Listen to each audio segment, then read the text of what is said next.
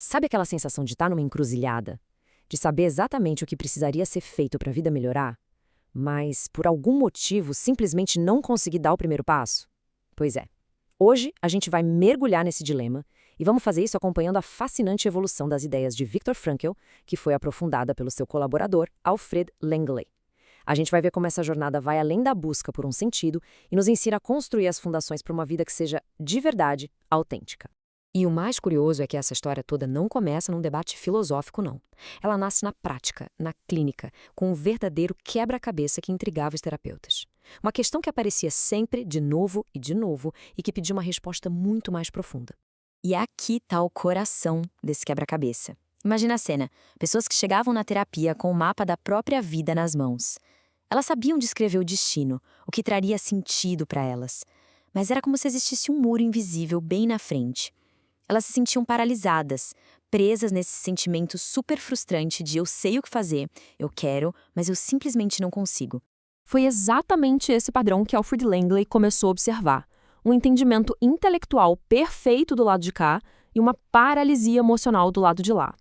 E isso forçou ele a fazer uma pergunta radical. E se a famosa vontade de sentido do Frankl não for o ponto de partida de tudo? E se, antes de a gente poder buscar um propósito, a gente precisar primeiro construir o próprio chão onde a gente pisa? Essa pergunta, olha, não é pouca coisa. Ela foi o gatilho para uma evolução crucial na teoria. Não se trata de uma ruptura com Frankl, de jeito nenhum, mas sim de uma expansão, de um aprofundamento que era necessário para transformar a logoterapia numa psicoterapia mais completa, capaz de lidar com as raízes do sofrimento existencial. Essa imagem aqui resume perfeitamente essa mudança de foco. Frankl nos convidava a olhar lá para o alto, para o topo da montanha, que é a busca por um sentido. O Langley nos diz: calma aí, antes de sair escalando, vamos primeiro verificar o solo sob os nossos pés. Ele percebeu que era preciso descer até as nossas fundações emocionais para garantir que essa escalada seja de fato possível. E essa mudança de perspectiva, claro, se reflete em tudo. O foco sai da vontade de sentido e vai para o consentimento interno. O modelo se expande, mas a mudança mais importante está aqui, olha. A terapia deixa de ser uma espécie de caça ao tesouro para encontrar um sentido e se torna o trabalho de um artesão para construir as fundações do ser, capacitando a pessoa a viver esse sentido. Ok, mas como se constrói essa fundação?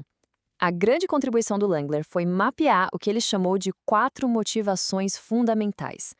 Pensa nelas como os 4 pilares que sustentam a casa da nossa existência. Se um deles estiver meio bambo, a estrutura toda fica em risco. O primeiro pilar, o mais básico de todos, responde à pergunta: eu posso ser? É a nossa necessidade de segurança, de espaço, de suporte. É sentir que o mundo me acolhe, que eu tenho um lugar seguro. Quando essa base falha, quando falta essa confiança fundamental, o que sobra é a ansiedade, aquela sensação de não ter um chão firme para simplesmente existir. Beleza. Uma vez que a gente se sente seguro para estar aqui, uma nova pergunta aparece.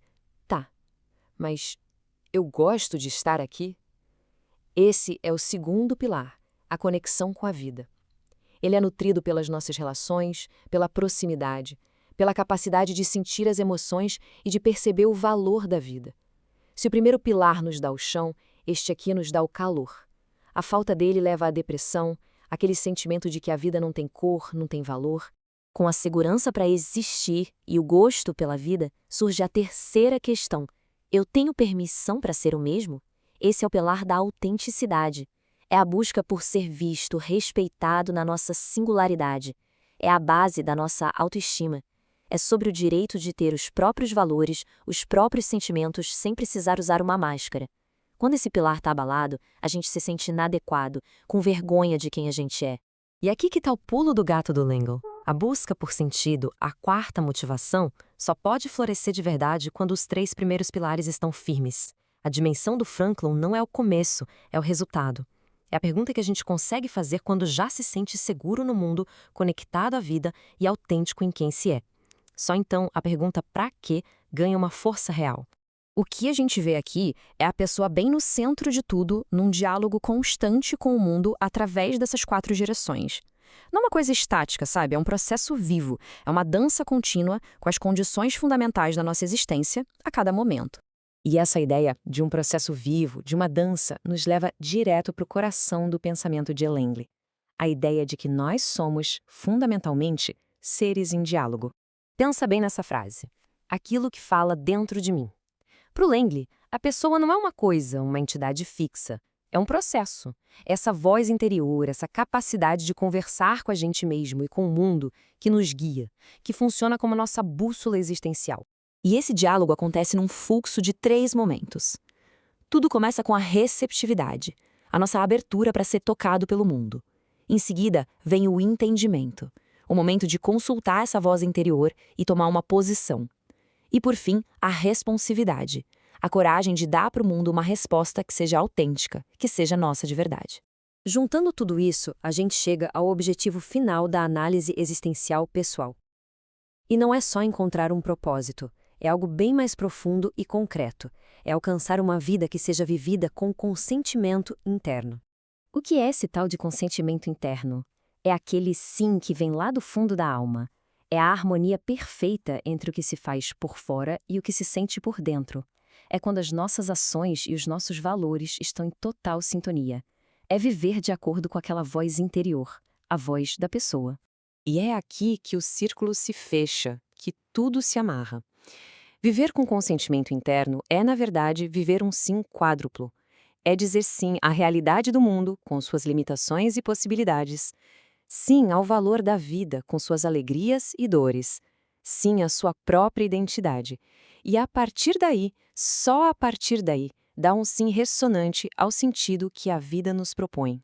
E assim, a gente termina com a pergunta que o Langley nos deixou. Uma pergunta que, olha, vira a busca por sentido de cabeça para baixo. Antes de perguntar qual é o meu propósito, talvez a questão mais fundamental seja: eu já dei o meu sim profundo para minha própria vida? A resposta para essa pergunta pode, de verdade, mudar tudo.